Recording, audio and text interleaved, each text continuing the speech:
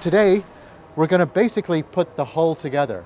So this is a Bevan skiff, but it's a 3.5 meter little flat-bottomed rowboat. So it's not a sailboat, it's a rowboat. So today we are starting the Build a Boat weekend, and it's a boat building program that takes place in Halifax, Shelburne and Lunenburg over the course of 3 days. And it's all about community engagement and inclusivity. We're working with 3 groups here in Halifax, a group from the North End, a group from the Mi'kmaq Friendship Centre, and a group from the YMCA, Young Immigrant Women to Nova Scotia. It's all about the creative process. So we're inviting kids to not necessarily learn how to be a boat builder, but using the medium of boat building to kind of further the creative process. So for our youth outreach program, we take youth age 13 to 25 and give them opportunities to connect with the community. This group is mostly age junior high to high school. A lot of them come from Syrian backgrounds, so they've come within the past few years, and some are still uncomfortable with English, so I think some of this helps people a lot because it's just a physical skill. You don't need any English to build a boat. You just need to understand what to do with your hands. The purpose for all of these young women is just connecting with the people in their community, because a lot of the time they live in the community but they don't get to know it, or the community doesn't get to know them, and then the community can see what they can bring and show their skills, like, oh, they have the ability to participate and not just stand aside. Like, a lot of spaces won't make opportunities for immigrant women, so when you show that they can be involved, then they'll get more opportunities coming our way. We just had today somebody offer us an opportunity to do another volunteering thing.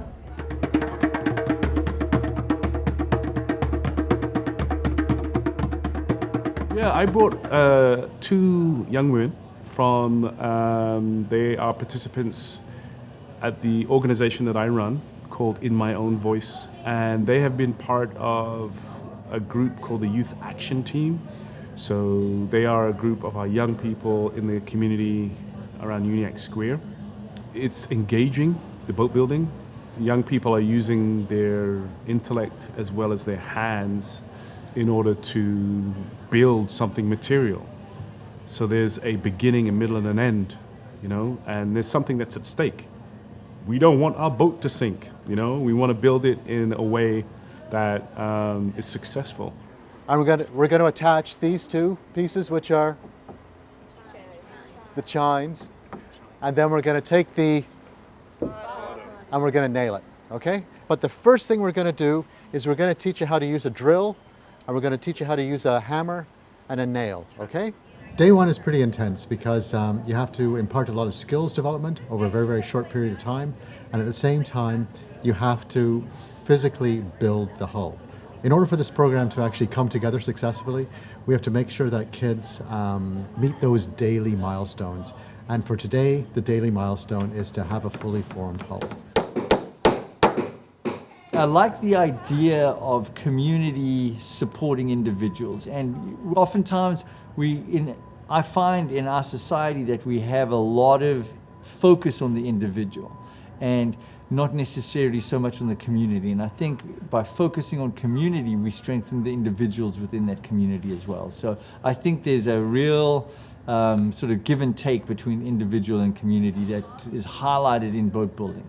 And one of the things that I find particularly interesting in boat building, and you see it emerge quite early on in the process of the boat building, is that the panels that we use when we're building the boat are too big for an individual to actually use themselves and put into place accurately themselves. So you have to rely on reaching out for support from other people in the group.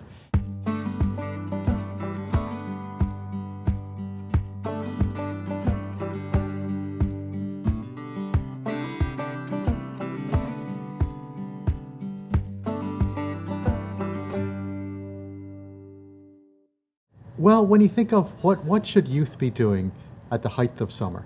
You live in the Maritimes, what should they be doing? And you say to yourself, well, it's like every young person's, I don't know if it's desire, but I think that young people naturally want to do something which is great in scope. That's why we're working with young people, is that we want to transfer some of those skills that maybe aren't as accessible now to young people, and just make sure that we're giving them just kind of those core skills of woodworking and creativity, and hopefully they can use those and carry that approach through life.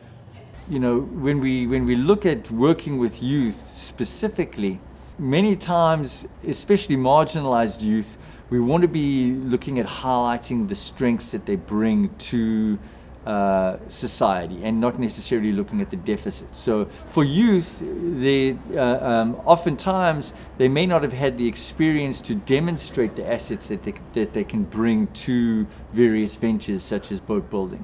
And I think boat building highlights or incorporates diverse skill levels. So no matter what the experience that somebody has coming to the process, they're able to contribute in some way. And that contribution, in whatever way that it is, represents the assets that that individual brings to that space. If we can plant that seed, then all of a sudden, you know, we have this potential, this yearning to return to that space.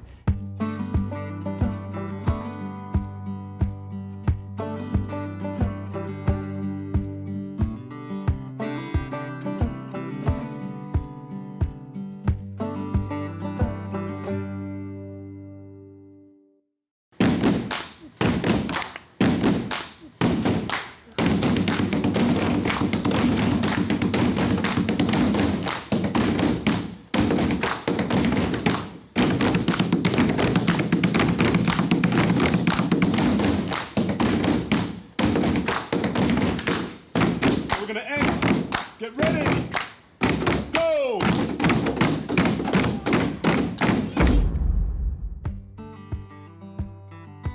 What does it feel like to be in a boat that you built? Kind of scary. Kind of scary? Yes. Scared, but it's fun. I'm proud of myself. Feel accomplished. Awesome.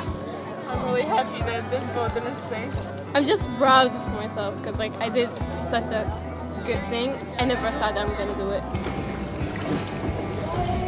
For youth, oftentimes they may not have had the experience to demonstrate the assets that they can bring to various ventures such as boat building.